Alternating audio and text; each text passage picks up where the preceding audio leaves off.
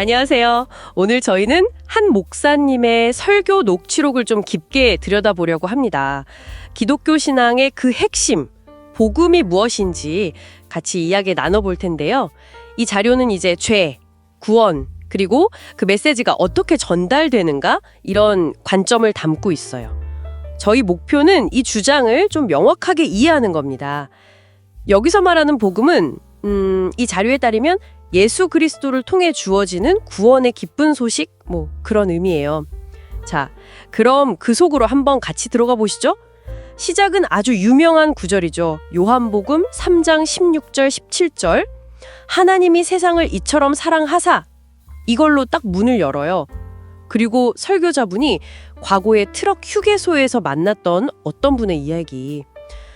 내게 남은 건 영혼뿐인데 아무도 그걸 원하지 않아요.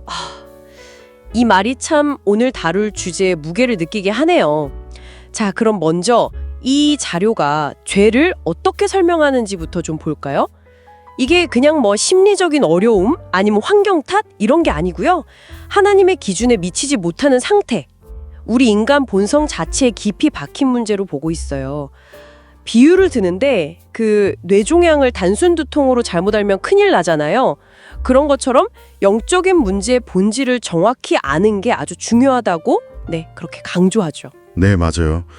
그 정의가 생각보다 굉장히 포괄적이더라고요. 그게 좀 흥미로웠어요. J.C. 라일이라는 분의 말을 인용하는데 하나님의 생각과 법에 완벽하게 일치하지 않는 모든 행위, 말, 생각, 상상까지 전부 다 죄라고 보는 거죠. 그러니까 이게 외부 요인이 아니라 우리 안에서 시작되는 문제다. 그리고 우리의 이해력, 감정, 의지 이런 존재의 모든 영역에 영향을 미친다. 이렇게 설명하거든요. 단순히 나쁜 행동 몇 개가 아니라 우리 존재 방식 자체에 대한 이야기 같아요. 아, 그렇군요. 죄를 그렇게 깊고 심각하게 본 다음에 이제로는 이제 희망적인 쪽으로 넘어가요.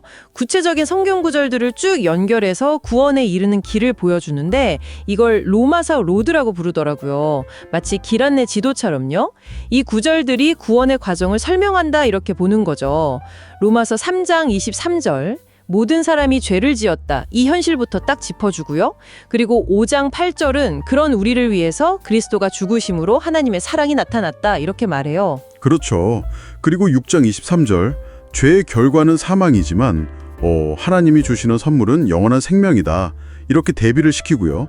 8장 1절은 이제 그리스도 안에 있으면 더 이상 정죄받지 않는다. 이런 해방을 선언하죠.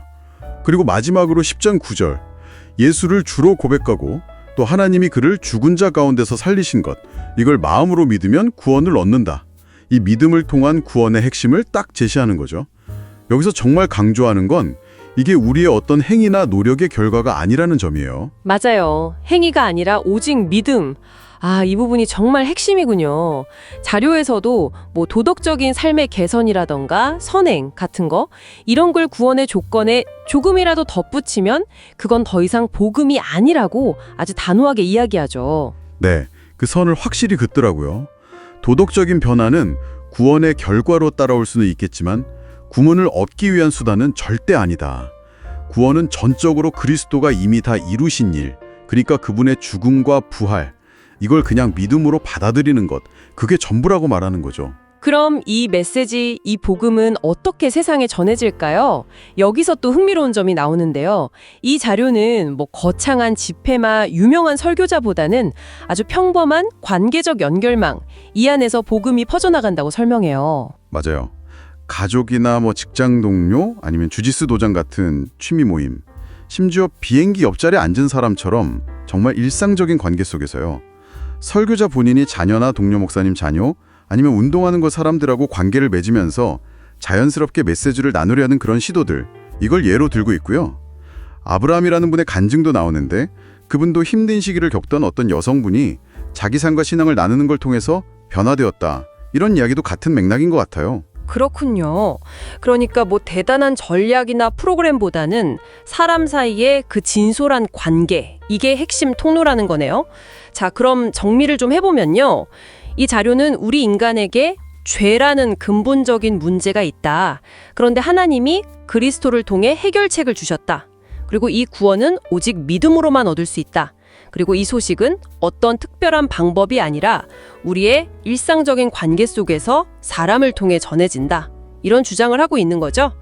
설교자분의 표현을 빌리자면 당신에게는 영혼이 있고 누군가 그 영혼을 원한다. 이런 메시지인 셈이에요.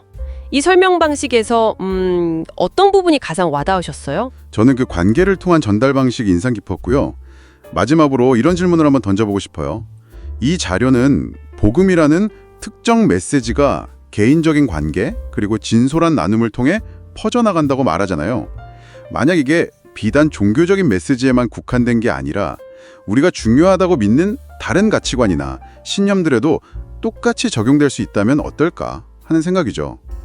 어쩌면 우리 사회에서 어떤 생각이든 깊은 영향력을 가지게 되는 가장 근본적인 방식은 뭐 대규모 캠페인이나 미디어가 아니라 결국 사람과 사람 사이의 신뢰 그리고 진솔한 연결에 있는 건 아닐까?